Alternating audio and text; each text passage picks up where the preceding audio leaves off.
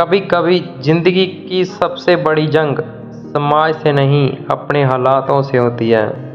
ये कहानी है एक ऐसी बेटी की जिसे लोग दूध वाली कहकर बुलाते थे, लेकिन एक दिन उसी ने उन्हीं लोगों को गर्व महसूस कराया।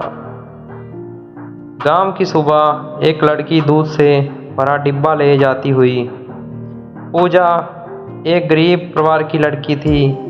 उसके पापा की तबीयत अक्सर खराब रहती थी और माँ सुबह सुबह उठकर मोहल्ले में दूध पहुँचाया करती थी। लेकिन एक दिन माँ की तबीयत भी बिगड़ गई और फिर उस घर की जिम्मेदारी एक 17 साल की लड़की पर आ गई। पूजा ने पढ़ाई नहीं छोड़ी बल्कि दूध पहुँचाने का काम भी संभाल लिया। पूजा सुबह दूध पहुँचा रही है, फिर कॉलेज की तैयारी करती है। हर सुबह 5 बजे पूजा उठती, साइकिल पर दूध के डिब्बे लटकाकर पूरे मोहल्ले में सप्लाई करती और फिर 9 बजे कॉलेज की क्लास में पहुंचती। लेकिन कॉलेज में उसका मजाक उड़ाया जाता। कुछ लड़कियां कहती, देखो दूध वाली आ गई, शायद आज घर से मलाई भी लाई होगी। वो चुप रहती, मुस्कुराती और अपने नोट्स पढ़ने लगती। दोस्तों का ताना, लेकिन पूजा की मेहनत जारी रहती है। घर की हालत बिगड़ती जा रही थी, किताबें उधार लेनी पड़ती थी, लेकिन पूजा ने हार नहीं मानी। माँ बोली, बेटी अब छोड़ दे पढ़ाई, काम संभाल ले। पूजा ने हाथ पकड़कर कहा, नहीं माँ, एक दिन मैं ये हालात बदल दूंगी। पढ़ाई का संघर्ष, एग्ज़ाम, नींद ना पूरी होना, रात में थकान से आंखें बंद होती थी, लेकिन पूजा खुद को याद दिलाती, मुझे वो बनना है जो लोग सोच भी नहीं सकते।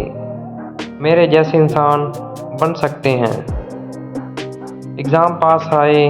पूजा दिन में दूध देती, दोपहर पढ़ती और रात को बिना सोए नोट्स बनाती। रिजल्ट और टॉप किया। कुछ महीनों बाद रिजल्ट आया।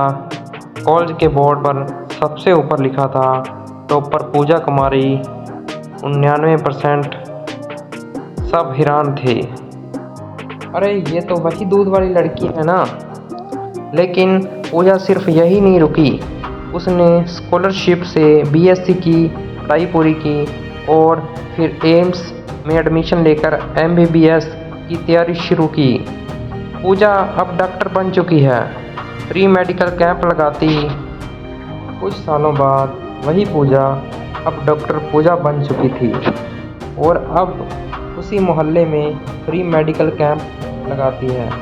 जहाँ कभी लोगों ने कहा था, दूध वाली है क्या करेगी, आज जब लोग अपनी बीमार माँ को पूजा के पास इलाज के लिए लाते हैं तो वो बस इतना कहती है, कल तक आप मुझे पहचानते नहीं थे, आज मैं खुद पहचान बन गई हूँ। ज़िंदगी आसान नहीं होती, लेकिन जो चुकते नहीं वही बनते हैं एक सच्ची जिंदा कहानी। तो दोस्तों, कैसी लगी आपको ये कहानी?